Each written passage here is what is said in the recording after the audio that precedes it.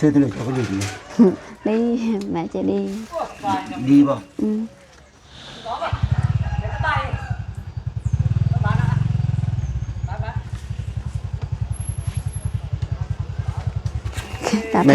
มันช่องอย่างนอกบ้านนี่ bắt thao đòn lục sao sao cổ mày โอ้บัตรเชิญ บ่เป็นบัดเชิญบัดชวด บัตรชวน บัดชวด อ้าวโมเมนต์บ่พอ บัดชวดบัดเชิญคือกันได้กับผม เบิ่งเขาขออนุญาตเด้อนั่นสิเป็นไง บัดพัด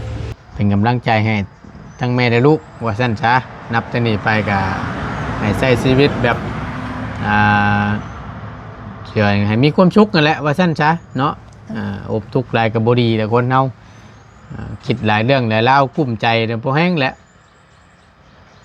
ใช้ชีวิตเนี่ยมันเบิกบานม่วนชื่นมันจังสิได้บ่เฒ่าไวบ่ให้แล้วเฮ้ยเนาะ มาเป็นกำลังใจให้บ่ให้แล้ว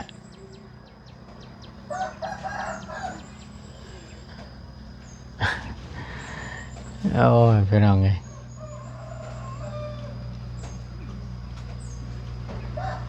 สู้ๆเข้มแข็งเอาคิดว่าทุกลายท่านว่าบ่ได้คิดว่าทุกลายเลยยังให้คิดว่าทุกหลาย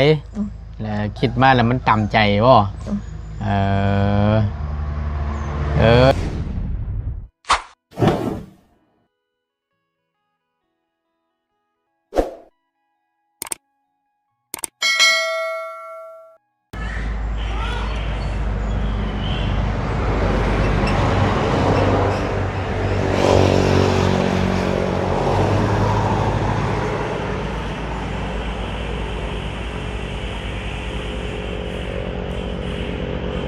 แต่ว่านั่งโศกเศร้างอยๆเท่เด้พี่น้องเลยเนาะ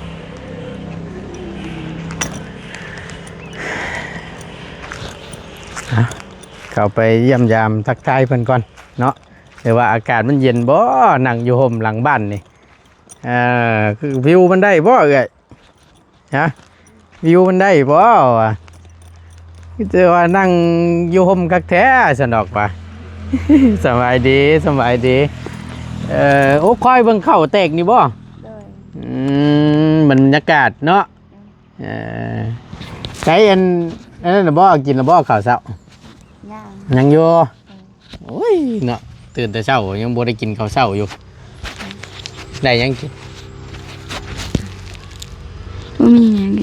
มียังกินข้าจะดีไปหาหน่อไม้ข้าจะดีไปหาหน่อไม้เลยอีหล่าเพิ่นสิไปหาหน่อไม้บ่มื้อนี้เลยสิได้อยู่บ่เด้เนาะผ่านเนี่ยผ่านได้ เมื่อวานนี่เพิ่นไปหาเพิ่นนั่นบ่เลยเพิ่นได้อันมีแต่นอลำว่าซั่นเลยนอขาวบ่ได้ว่าซั่นชูเมฆจริงๆบ่ได้ซ้ำว่าซั่นเอ้ยเนาะเอาพบเจอกันเนาะพี่น้องเนาะทักทายสบายดีและสวัสดีกันอีกตอนยามเช้าๆแน่น้อยนึงพี่น้องเอ้ยเนาะเมื่อวานนี่ยายจังซี่แหละถึกแล้วนี่คักละคือบอกมาใส่อีก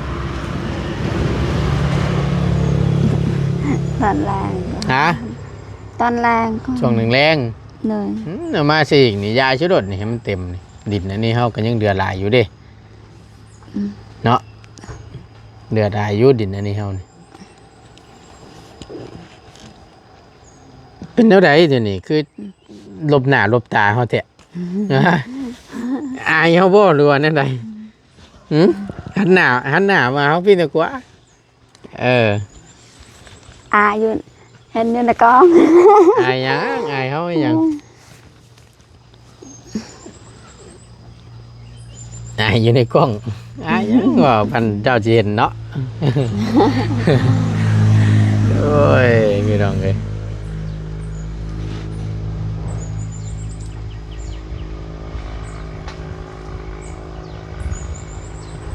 เห็นมีบางอย่างในใจว่าจักหรอกนะมีบางอย่างในใจว่าจักหรอกคือจังลบหน้าลบตาเขาแท้มันยางนะมันยางมันเป็นอะไรมันยางเอามีความในใจว่าจัก อยากเว้านำเฮามีเรื่องอยากเว้านำบ่หรือว่าญาติเฮาถามบ่ บ่ได้ยาน เอาบ่ตูนเข้าใจอยู่หรอกพี่น้องเอ้ยเนาะแล้วก็บ่ตูนก็สิบ่เว้าหยังหลายเพราะว่ารู้ตูนสิว่าจังใดไปสิเด้บาทนี่เฮ้ย ถึกเลขแท้ล่ะ ฮะไปซ้ายหาหน่อไม้เอานอกขาวๆเด้อเฮ้ยสบายดีพากันไปจะก้นน่ะหน่อไม้ อยู่ตารางดินนั่นบ่อยากเอาโตที่มันอยู่เทิงเป็นสีเขียวสีขาวหรือบ่เอา เห็นว่าเห็นเจ้าของหาบ่พ่อบ่อยู่ในพื้นขี้ดินนะ โอ้ย เกิดเลยตำตาว่าบ่เอา โดน เห็นว่าจะว่ากันไปทั้งใดเอาขึ้นไปทั้งพุ่นบ่ก็บ่พื้นไปหามันก็ต้องเสี่ยงดวงกันนั่นแหละแต่ว่า โอ้บ่นำเป็นคนตัวใหม่ ก็เสี่ยงดวง เฮ็ดมันเฮ็ดแนวนี้มันก็มี คืออย่างวะ เฮาก็เฮาไปหาหน่อไม้เฮาขุดกับเฮาเฮ็ดมันไม่ได้มือแล้วเฮาคือข้านกัน มือแบบว่ามือคัดดังบ่ไปเห็นบ่แบบมือคัดดังยืนอยู่บ่ไปหานั่นบ่เมนความเจ้าอยู่หรอกเนาะถ้าว่ามือเลวข้างหน้าแล้วจังซี่นั่นคือสิได้กินอยู่ ถ้ามันได้ยังมันได้ออกกาบคุดกาบคือเก่าล่ะบ่มีอันละ บ่บางเทื่อเจ้าคุด เด้อว่าตุน โอเคน้องโอเคให้มันโชคดีมันเจ้าเนาะ แบบเขาขุดหมดก่อนเด้ อ้อมก่อนบ่ เขาอ้อมหมดเขาขุดก็บ่ได้เฮาขุดตำลังก็บ่ได้ ว่าบางเทื่อล่นบ่ถึกหม่องมันก็บ่ได้เรื่อยเอ้ยหน่อไม้กะเนาะบางคนล่นอยู่หม่องนี้เฮาก็ว่าเฮาล่นอยู่บัดหมู่มาล่นน้ำหลังก็ยังถึกกันนะ โดย แม่นบ่ล่ะ โดย อิงตามเด้พี่น้องเอ้ยหาหน่อไม้นี่ก็ได้เว้าเว้าถึงแล้วก็พันได้เมื่อคืนนี่ โดย พันว่า น้องนี่ ฮะพันน่ะ เจ้าว่า ออกแล้วตอนแรกนึง ได้กอกแล้วว่าซั่นอยากใส่อยู่คันน้องพัน โอ้ยเฮาพันบ่ได้แม่นได้เฮานี่สิใส่เลขไก่น้ำเจ้านั่นเจ้าพันเลขเจ้าพันว่าเขาขาไก่ว่ะ พันแต่2-3 มื้อแล้วเด้ อย่ามันเนี่ยมันออกมื้อนี้หักบ่ได้พันบ่เมื่อคืน พันคนลายไปลายเขาไปรับจ้างแบบว่าจีนแบบว่ายุงฮานแบบว่าใกล้ๆนี่พันเห็นว่า พันเห็นคนอะไร เลยคนแต่บ้านอื่น คนบ้านอื่น เลย เพิ่นเฮ็ดหยังไปรับจ้างนี่บ่ เลยลาย เออ สงสัยอย่างสงสัยแต่เพิ่ง เนาะ เลยคนหลายเด้ แม่นความ น้องสงสัยนะอย่าง มักอยู่เฮากะโอ้ยเด็กเพิ่งเด็ก แต่แม่น บ่กะยาแต่ว่าเฮาก็มักคือกัน เลย เด็กเพิ่งนี่ อืม 16 56 96พี่น้องเอ้ยอันนี้เป็นเด็กเพิ่ง เลย เนาะ อืม เฮามักคือกันเฮาตามมาแต่ไรได้นะเด็กเพิ่งน่ะ เลย เจ้าไปเจ้าพันว่าไปรับจ้างเลยแค่คนเพิ่นมารับจ้างนั้นเต็มอยู่ติ เลย พันเมื่อคืนนี่บ่ เลย เหม็นความเราประจักพี่น้องเลยบ่ได้ออกล้นเติบเลยผู้ใหญ่เรามาทางใดเด้บาดนี้สบายดีเด้อพ่อเด้อสบายดีแม่นหยังเนาะ เจอ นั่น ตัว ให้บัตรดูแลนะ ใช้มาลุกมาครับเอาน้ำเพิ่นก่อนแม่นหยังเด้บาดนี้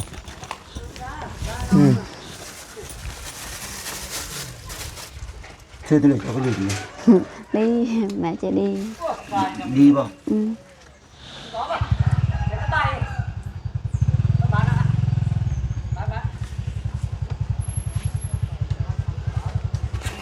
เป็นช่องอย่างเนอกบ้านนี่ บัตรข่าวดองลูกสาวชาวกูใหม่ บัตรเชิญ บ่เป็นบัตรเชิญบัตรชวด บัตรชวน บัตรชวด โมเมนต์บ่พอ บัตรชวดบัตรเชิญคือบัตรแรกกับบัตร เบิ่งเขาขออนุญาตเด้อ nó sẽ ngày บัตรพัด ờ วันจันทร์ วันที่เจ้าห้าเดือน6เนาะ ได้แหละ โอ้ มือละมือพอตะเพนมือกินเด้อ อยู่บ้านใดพ่อนี่ กระดับ มันกระลับมันนี่เนาะ ได้แหละ โอ้ลูกสาวผัวไหม ลูกชาวผู้ใหม่ โอ้ยสละโสดละบาดนี่เนาะ เอาเนาะก็ถือว่าประเดินบัตรหยังก็บัตรชวน บัดชวน คล้ายๆกับบัตรเชิญเนาะ คือกัน คือกันเนาะเออ เฮ็ดอันนี้ไม่บอกขึ้นคือชุ่มลงมันต่ำมันง่ายเอาขึ้นเอาให้บัตรมันแล้วเลย บอกแล้วไว้นั่นไว้นี่บรรทุกยากขึ้นนั่นขึ้นนี่ลงนั่นลงนี่ไม่สบายก็สบาย ง่ายเนาะ พัฒนา โอ้เอาพูดละเดี๋ยวฮอดมือแล้วก็จังคอยไปร่วมยินดีน้ำเพิ่น ก็ได้บัดตีเงินเจ้านี่กับลูกชาวเจ้าผัวนี่ก็จะได้หาแล้วคือกันเล่นนี่ แน่นอนแท้ ไปฮอดจอดถึงแล้วมันยังเด้อันนี้โอ้ย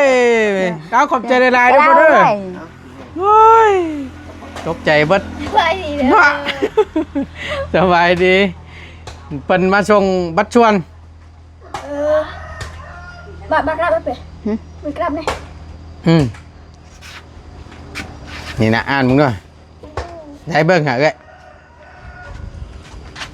นี่มานั่งพี่นะใกล้ๆกันเนี่ยลูกกับแม่นะวันพฤหัสเนาะวันที่25เวลาอย่างนี้เวลา 10 โมงขึ้นไปบ่ 10 โมงเป็นต้นไปบ่แม่นบ่เจดิ เพิ่นพูดสื่อเด้ดี อันนี้เด้ เห็นแค่นี้แต่บ่ฮู้ อ้าว 10 โมงเป็นต้นไปบ่บัตรชวนบัตรเชิญ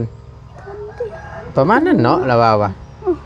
ตัวปอหรือตัวใหญ่ บ่เด็กชูนได้นี่ได้10อันนี้ก็00นี่ คือมันต่างกันเนาะ มือวันประหัส มื้อนี้วันหยังมื้อนี้ วันจันทร์ วันจันทร์มื้อค้านมื้อวันพุธ วันที่25 อีก2มื้อที่3นี่ก็แม่น วันประหัสเนาะ ที่5 วันที่25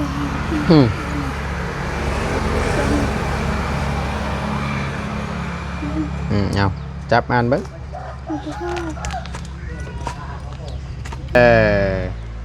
บัตรชวนแต่ว่าคล้ายๆคือกันกับบัตรเชิญเนาะ เลย เพิ่นมาฮอดจอดถึงพี่น้องเอ้ยก็ถือว่ามันบ้านใกล้เคียงเนาะคือว่าหั่นแหละปกติแหละที่เพิ่นที่โต เปิดขึ้นนี่แบบว่าคือขึ้นเดียวกับพ่อเขาเลี้ยงแบบว่า อยู่ต่างกันซื้อแต่แบบคือแบบเวียกงานคือคนน้ำพ่อเลี้ยงแบบนี้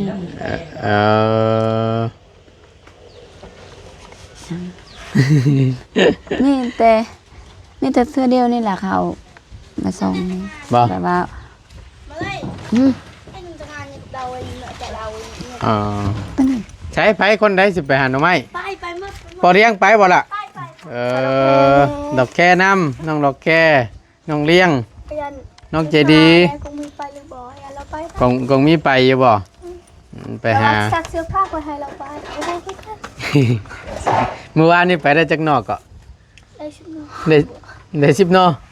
มื้อ เสื้อผ้าได้ดิ นี้สิได้จักนอเด้มื้อนี้เนาะ ก็มาลาบจ้ะกับพี่น้ำเลี้ยง เอาให้มันมานเด้อ เอาหมกมือ เอาให้มันมานมื้อนี้ ใส่เงินอยู่นี่นะ2,000ก็พอ จังว่าแล้วแต่เจ้าแล้วเฮ้ยเนาะเพิ่นก็สิเบิ่งแล้วมีชื่ออยู่น่ะชื่อจังได๋ก็มึงกินนี่ เลยเลย ชื่อดีเนาะ บัตรงานแต่งเจ้านี่เพิ่นก็สิใช้มาซำนั้นแหละ บัตรงานแต่งเจ้าเพิ่นก็สิใช้มา2,000กิบจันเพิ่นก็สิลื่นขึ้นมา 5,000 คำชวนสิลื่น ตอน ก็ประมาณนั้นแหละ50หรือแสนก็อิงตามเฮานั่นแหละเนาะอิงตามเฮาบ่มีคือว่าหั่นแหละเว้าแล้วว่าผู้เพิ่นมีเพิ่นก็ใช้หลาย แบบว่าพ่อเขาเลี้ยงแบบว่า บอกหมดแบบว่ายังอยู่กับข้าวเด้แบบว่ายังกับข้าวแบบไอ้นั้นแบบเขาบอกก็แบบว่าบ่มีเงินใส่แบบนั้นกับแบบว่าบอกน้องตัวเองไปบอกคนอื่นว่าเบิ่งเงิน ไปว่าเขาบอกแบบนี้บ่มีเงินใช้นะ บ่ เลย เออ แบบปลูกแค่แบบคืนเฮือนนี่แบบว่าบอกแต่คืนตัวเองอย่างนี้โอเคบอกแบบว่าบอกคนอื่นแบบว่าโตบ่มีเด้เวลานั้นก็คือเขาบ่ให้ส่วนกล้วยก็บ่มีแบบยามส่วนมันกันเดียวกับพี่นา ยังได้ จักสิได้ตัวใดเด้อเนาะ เลยจะไปรับจ้างเขากับลูกน้อย ได้ไปจอบอยู่บ่ฮะได้ไปจอบอยู่บ่สวนมันนะ ยัง ยังอยู่ เลยยังมื้ออื่นพื้นแหละจะไป อืม ไปเบิ่ง อื่นเบื่อได้สิไปเบิ่งบ่ เลย เออเนาะ จะไปรับจ้างจักสิรับจ้างย่างได้เคยได้ตัวนี้แบบว่าเสียยาข้าวเขาก็แบบเขาเสียเอง อืม รับจ้างแบบยามมันได้รับจ้าง เออนี่แหละก็ได้อยู่ดอกอันนี้นั่นน่ะ ได้ ได้อยู่ เลย พอได้ใส่บัตรเชิญเพิ่นอยู่ดอก เลย ยังอยู่แล้ววะเงินที่ เลย อันผูกแขนขึ้นเฮือนใหม่มื้อนั้นกับเงินเบาจันทร์มอบให้มื้อนั้นค่ะยังอยู่แล้ววะ จะดี เจ็ด ไปตลาดได้สักมันไปซื้อเครื่องแน่ บ่ เลย ยังเดือเท่าไหร่ ยังเรือ พอได้ใส่อยู่แล้ววะช่องบัตรเชิญเพิ่นนี่กะ เลยได้อยู่แต่แบบลายคนนั้นบ่ได้แบบพวกนั้นพวกนี้เนี่ยบ่ได้แบบว่าคืออันนี้ได้แบบว่า อืม แบบ มื้อนั้นเมื่อขึ้นเฮือนมีผู้ใหญ่เพิ่นฝากมาผูกแขนน้องเจดีกับเจ้านี่เนาะเบาจันทร์เนาะ ตู้แน่ เท่าไหร่จ่ายค่าตุ 500,000 500,000 เลย เอ จะให้พ่อเขา อ เลี้ยงได้ซอยให้400,000 พ่อไป ให้ ก็ 100,000พ่อเขาเลี้ยง อืม ค่าเบียร์ บ่ ละ อ๋อพอได้มาใช้จ่ายอันในส่วนตัวเฮาเอามานี้ เลย แม่นบ่ล่ะ มีแต่เขาสะพายเสร็จให้เจะดีพ่อใหญ่ให้เจะดีนะ อืม มีแต่ปลูกแค่นั้น ได้อยู่2 ล้าน อืม 2 ล้าน2แต่ซื้อเบียร์เป็ดแช่นแต่มือเอื่อยพ่อเขาเลี้ยง1 ล้าน4 อืม เสียค่าตู้อีกก็บ่มีหยังเลยแบบเขาแบบว่าทำงานปลูกแคนบ่มีเลย อืมไปใช้ในส่วนนั้น เลย ทั้งเต้นนี่ก็แม่นของเฮาบ่ เลยของน้องแหละเป็น ของทั้งอาจารย์ลาวบ่เพิ่นจ่าย เลย ส่วนเต้นต่างหากเนาะ เลย แต่ว่าตัวตู้นี่ เบียร์ ตู้กับเบียร์นี่เป็นของเฮาเนาะ เออ เอ่อ แบบน้องแบบปลูกแคนได้อยู่แบบทางทำงานได้อยู่2 ล้านก็ อืม แต่ขอนำพ่อเขาเลี้ยงพ่อเขาเลี้ยงมอบให้5แสนแบบเจ้าจ่ายค่าตู้เด้อแบบว่าน้องเอาแสนนึงขอแสนนึง อืม อันนั้นแต่เขาปุ๊บแค่นั้นไม่ได้ซื้อหยังกะย่างอยู่ ยังอยู่ เลยให้สองแต่มาแบบพอเขาเลี้ยงแบบว่าซื้อเบียร์ซอยแบบว่ากินม่วนกับหมูเด้เราออกกะมอบให้เล่าแบบว่าเขาเอาปูแขนเด้ อ่า แบบว่าเอาหมดแบบว่าเขาส่งแบบนี้กะบ่มีเงินใส่เด้ อืม นั่นเคิดว่าสมอบให้พอเขาเลี้ยง จะรู้ พอสุดท้ายพอเขาเลี้ยงแบบว่าใส่เวียดหมด อ่าก ะบอกยังบ่พอเด้ หนาวเนาะกะอันนี้ เพราะว่า พี่น้อง บ่มีอยู่แบบว่ากะมัด ใช้จ่ายค่าตู้แน่ค่าเบียร์แน่ค่าพ่อเขาเลี้ยงแบบตั้งหักพ่อเขาเลี้ยงล้านสิ อืม ว่านี่แต่มือเนี่ย800,000ค่าเบียร์สู้เด้ ให้พ่อน้องเลี้ยงร้านชีนี่ค่ายังไงเอ่ย แบบเบียร์ ค่าเบียร์บ่เพิ่นไปเอามา แบบว่า นะ เราแบบนำเรา600,000แบบเราใส่เงินเราเอง อืม แบบว่าเงินแท้แบบว่าล้าน2 ว่าง่ายๆนี่พ่อน้องเลี้ยงออกให้ก้อนสิบ่ โดย แล้วบัดนี้เจ้าได้ใช้แล้วสิบ่ โดยแบบว่าบ่แม่นแบบว่าใส่เบียร์แบบว่าเราแบบว่าเราซอยกินมูนกับอันนั้นเด้กินเบียร์มูนกับหมูเด้ อ๋อ เราออกแต่แบบว่าเขาส่งแบบนี้ก็คือบ่มีเงินใส่ก็เราเฮาปลูกแคนก็มอบให้เราแบบว่าเราแบบว่าเขาบอกแบบนี้ก็เราใส่นั่นบ่ต้องอีกแล้วบ่มีเงินใส่เรา สิว่าง่ายๆก็คือ อ้ายช่อยว่าซั่นซะ ได้ แล้วบัดนี้ทั้งเทื่อบัดยามมาเป็นช่องเป็นหยังอันนี้เพิ่นมาฮอดมาถึงคำเจ้าบ่มีก็แม่นอ้ายก็ช่อยออกให้ เลย ประมาณนั้นบ่ ต อ้ายหรือน้อง อ้าย อ้ายเด้อเนาะ เลยอ้ายหมด2คนแม่บักอ้ายพ่อบักอ้าย อ่า อ้าย เข้าใจแล้วเนาะ จักถึกจักบ่ถึกเนาะ กับสิประมาณนั้นแหละสมมติว่าเอาว่าง่ายๆยกตัวอย่างง่ายๆก็คือขึ้นเฮือนหลานคือที่ผ่านมาขึ้นเฮือนน้องเขียนนะพี่น้องเฮาผู้เป็นอ้ายแล้วแบบว่าเอ้าแขกคนเพิ่นมาร่วมมาหยังนำแล้วก็แนมเบิ่งน้องหมู่มีแล้วก็แต่เฮาก็ผู้เป็นอ้ายเนาะก็อยากให้ม่วนให้เชิญก็ออกก่อน อายเห็นไอ้ ซอยก่อน ไอ้ตอนน้องบอกมีบอกอายบอกคือบอกแบบแมนบอกมีแบบว่าออกเงินเดือนล้านหนึง2 ล้านนั่น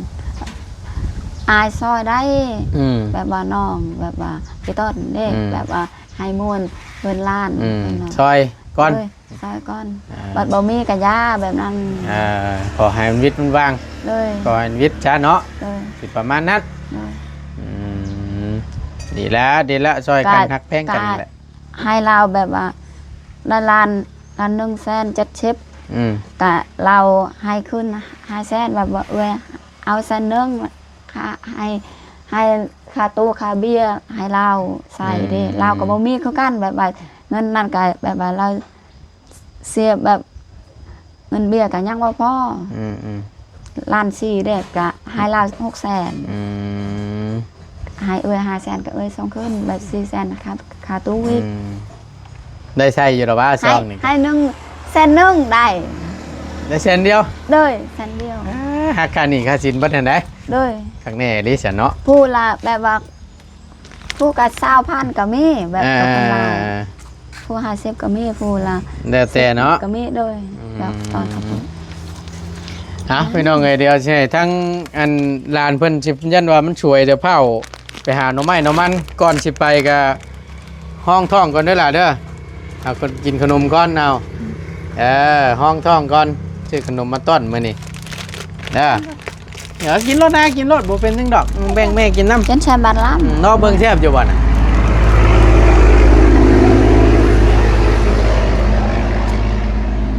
บ่แซ่บก็ให้บอกเลยเด้อ บ่แซ่บ บ่แม่นหยังละบ่าวสิบ่ได้ไปชื่ออีกกันนะแซ่บ ก็ว่าบ่แซ่บเฮาสิชื่อหยังแม่นบ่กินก่อนหลานเพิ่นสิไปหาหน่อไม้พี่น้องก็ภาวนาให้มันมันนั่นแหละให้ได้นอกขาวๆโตขึ้นวิดหัวแล้วก็บ่เอาให้ได้นอกขาวๆหล่นออกมาจากดินพุ่นต้มแซ่บจะได้พี่น้องเอ้ยกินแม่เอ้ยำให้ระเรียนกับเนี่ย ให้ลูกชายใช่คือบ่เห็นเพิ่นบ่ ไปเล่น ไปเด่นแล้ว เลย เบิ่งเด้อข้ามไปข้ามมาเนี่ยย่านเด้ข้ามไปอันทางผัดยังนั่นซับรถยังหลายอยู่พี่น้องเอ้ยครัวก็ยังบ่ทันแล้วอยู่เนาะขี่ผ่านมาเมื่อกี้นี่ คือรถใหญ่คือไปได้ ไปก็เท่าจอดท่ากันอยู่ฮะยาวเหยียดปันหางว่าวไปลีรถจักรไปได้เนาะ รถจักรน่ะได้อยู่เพิ่นกำลังเร่งมืออยู่ณตอนนี้นะเร่งมืออยู่เพราะว่าอันนี้น้องคือบ้านได้รถบาวุ่น มันฮอดเทือนก่อนเด้ฮอดเทือนก่อนสิฮอดครัวน่ะเห็นบ่เพิ่นบ่ได้ขี่มาพี่เพิ่นขี่รถจักรมากับเฮาขี่รถจักรมารถแน่จอดไว้เฮือนก็สิว่านี่นะ แบบครัวอยู่นี่ก่อนเนาะบัดน้องอยู่บ่เมืองนั่น แม่นภาคไปพุ่นครัวบัดมาพี่สิขึ้นมาพี่แหละรถเขาจอดนั่นเต็มอยู่รถพ่วงนะรถพ่วงเงินรถ น้องบ่ได้บ้านรถจักรมั้ง โอ้ยลำบากด้วยแหละ เลยอยู่หันเลยกลับ ลำบาก รถจักรกลับคืนจักรอยู่คืน ใจดีหู้อยู่ดอกมงควรนั่นน่ะเนาะใจดีเนาะตรงนั้นแหละมันฮักกันใกล้กันกับหม่องพักนั่นแหละพี่น้องบ่ไกลปานใดโอเคล่ะใจจันว่ามันช่วยเจ้าไปหาอยู่หากินซะเดี๋ยวเราบ่าวนั่งคุยกับแม่เจ้าก็ได้อย่ามันช่วยเจ้าเดี๋ยวเพื่อสิได้เพื่อไปเพื่อมาให้มันเด้อ แล้วมาลาล่ะ โอเค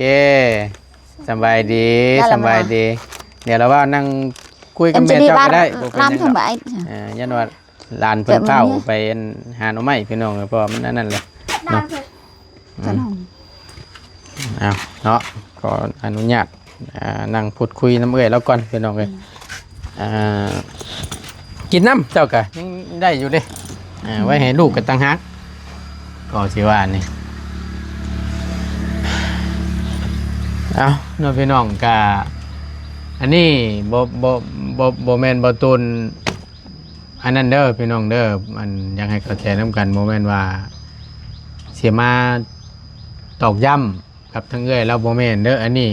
เฮาบ่ได้มาตอกย้ำหรือว่าเฮาบ่ได้มาเว้าเรื่องที่มันเกิดขึ้นที่ผ่านมาเด้อแต่มีแต่ว่าทั้งนี้และทั้งนั้นก็เป็นกำลังแห่งใจให้เฮาก็ได้ เลย บ่ตุนเบิ่งบ่ฮู้อยู่เพราะว่าเอ้ยเราเป็นคนเว้าแบบหลายคลิปอยู่เว้านำบ่ตุนแล้วก็เว้านำบ่ตุนแหละเกี่ยวกับที่ว่าโอ้ยจังใดก็บ่เอาแหละผัวผู้เก่านี่หั่นนะอันนี้บ่แม่นว่าเฮามาตอกย้ำเด้อ เลย เฮาก็มีแต่นี่แหละมาเป็นกำลังแห่งใจให้ก็คิดเอาเอ้ยในใดที่มันดีนะมันได้มันบ่ดีก็ไต่ตองเอาอยู่กับลูกกับเต้านี่เฮือนชานก็สร้างแล้วเรียบร้อยเลยนะอยากให้เข้าใจน้ำกันเนาะบ่ได้ว่าสิมาตอกย้ำจ้อจิ้มนู่นนี่นั่นบ่โดยพี่น้องเด้อบ่ต้นกับบ่นั่นดอกเนาะก็เฮ็ดได้เรื่องที่มันผ่านมาให้มันผ่านไปเฮาก็มีแต่เริ่มต้นชีวิตใหม่สู้ๆหั่นแหละเฮ็ดได้ซั่นเข้าใจอยู่ดอก อยากอายเฮาสิบ่ บ่ ยันว่าคิดเห็นคำเว้าที่เจ้าเว้ากับเฮาได้ยันว่าเห็นหน้าเฮาได้ยันว่าอายเฮา บ่ นั่นแหละบ่เป็นดอกมีอยู่กับลูกนั่นแหละนอนเพื่อนหลังใหม่ๆงามๆนี่ เหมือนตนเล่าพี่น้องไงสิว่าแน่ใดเนาะ ก็มีแต่เป็นกำลังใจให้สู้ๆให้ได้ๆคนเฮาพี่น้องเลยมันก็มีกันเบิดทุกคนว่าซั่นซะแต่ละคนมันก็เกิดขึ้นก็แตกต่างกันเนาะเกิดขึ้นแตกต่างกันแต่ละแบบในรูปแบบแต่ละครอบครัวนะประมาณนั่นแหละพี่น้องเลยจังใดก็เป็นกำลังใจให้สู้ๆอดทนสู้ ได้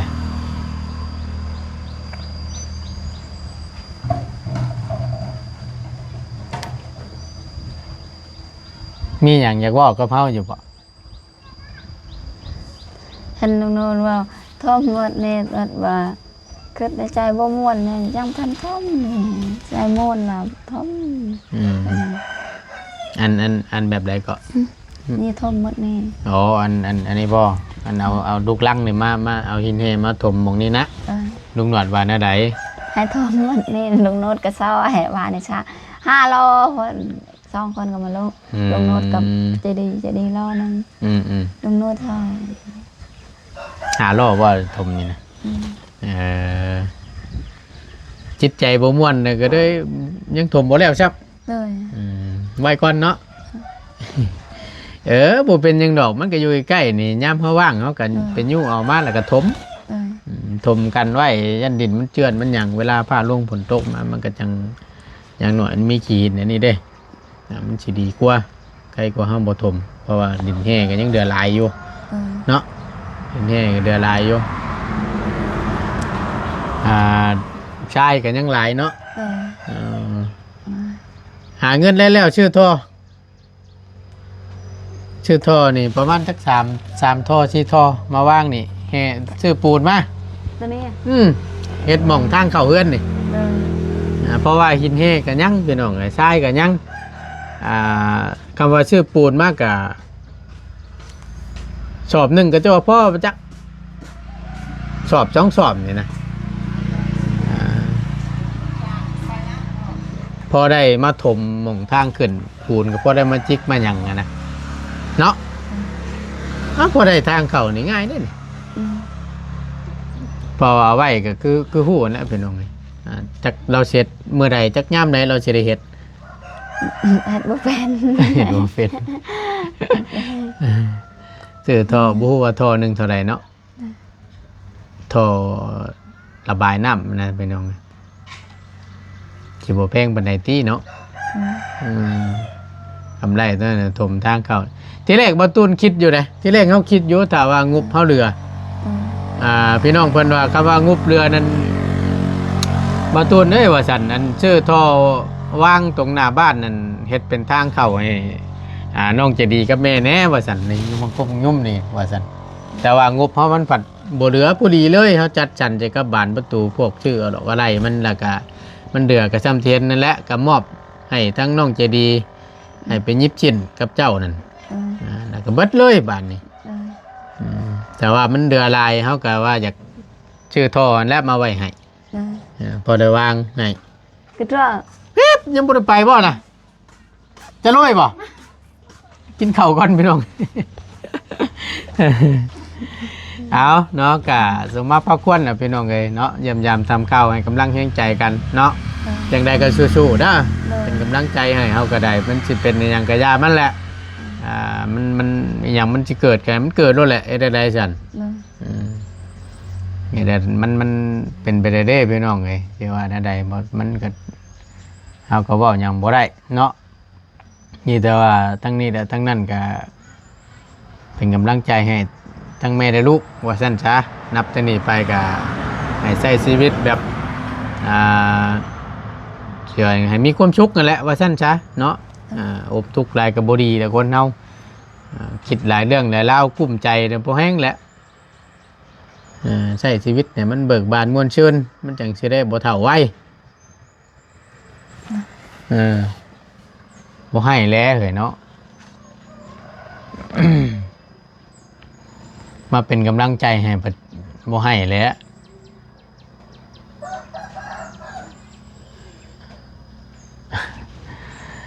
โอ้ยพี่น้องไง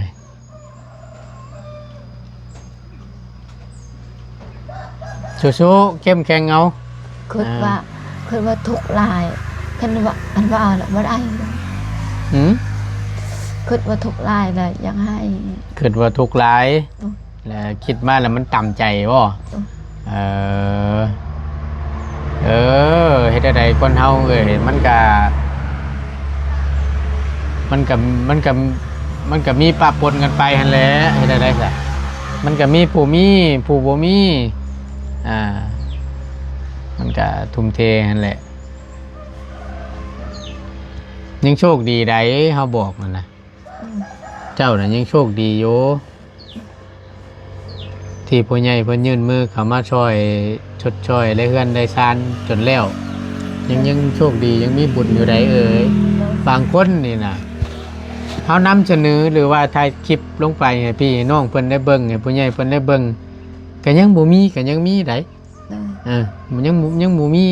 ที่ว่าได้รับการช่วยเหลือเทื่อนได้ซานก็มีได้หลาย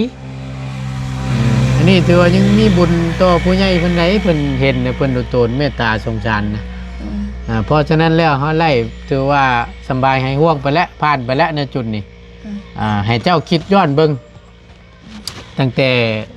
ทางทีมงานเฮายังบ่ทันได้เข้ามาอยู่กระตูบเพื่อนหลังนี้น้อยมาแต่เฮ็ดให้มาแต่รับจ้างกลับมานอนบัดเพิ่นน้อยนี่ก็แบบว่า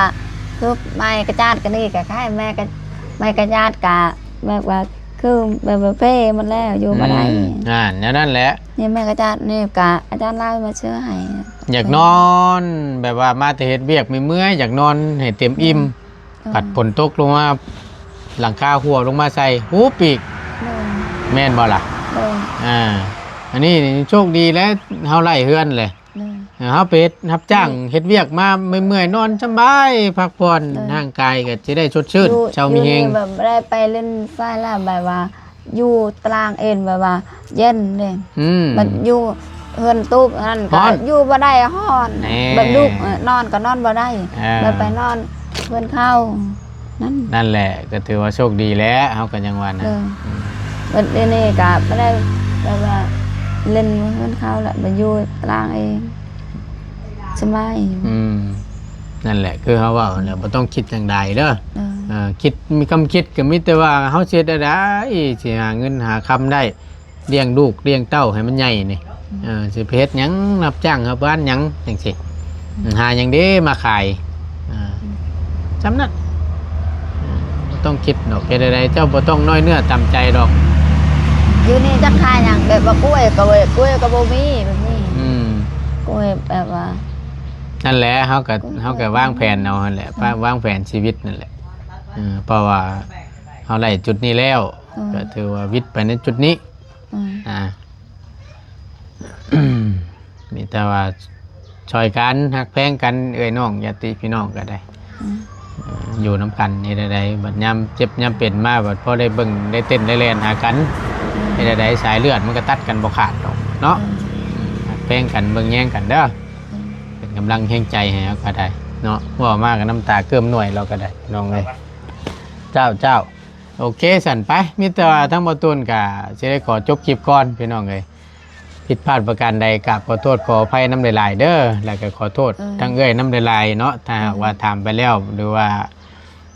มันบ่มวนอกมวนใจหรือว่าบ่ถึกอกถึกใจขอโทษขออภัยน้ำลายๆเนาะมิตรว่าสู้กันแหละเป็นกำลังใจให้เนาะมิตรว่าเตือนอีกน้อยนึงเกี่ยวกับเรื่องในการใช้จ่ายเด้อเงินคำก็คือฮู้นั่นแหละถ้าว่าผู้ใหญ่เพิ่นหยุดช่วยแล้วหรือว่านู่นนี่นั่นก็ใช่ให้ไม่ว่าได้ไม่ใช่ไหน เอาโอเคซะเอามีแต่ว่าเดี๋ยวไปเอาอันเลี้ยงเพิ่นก่อนอยู่ดีแม่ง น้องเด้อโดยเอาไม้เข้ามาก่อนเพิ่นสิข้ามทางได้หาย่านได้น่ะเอิ้นเพิ่นมากินขนมนี่ไปโอเคไปอยู่ดีมีแห้งพี่น้องโชคมันร่ำรวยสบายดีเด้อพี่น้องเด้อ